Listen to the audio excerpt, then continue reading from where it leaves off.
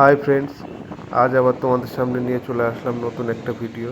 এখন আমরা আছি হচ্ছে কলোনি মোড়, আর এখান থেকে আমরা যাব হচ্ছে চাপাডালির দিকে। তা ভাবলাম তোমাদের সঙ্গে একটু ভিডিও করে ব্রিজের কন্ডিশনটাও শেয়ার করি। আর এদিকে দেখতে পাচ্ছ টোটো অটোর যা জ্যাম লেগেছে, সত্যি খুবই একটা অসুবিধার ব্যাপার। আর এখান থেকে আমরা বাঁদিক ধরে ব্রিজের উপর উঠে যাব।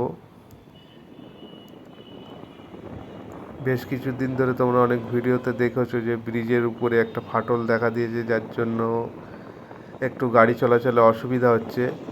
ছোট গাড়ি চলাচলে কোনো অসুবিধা নেই, যে সাইডটায় ফাটল আছে সেই সাইডটা পুরোপুরি ব্যারিকেড করে ঘিরে রাখা হয়েছে এবং একটা সাইড দিয়ে গাড়ি চলাচল করছে, সেরকম কোনো অসুবিধা নেই, ব্রিজ খোলাই আছে।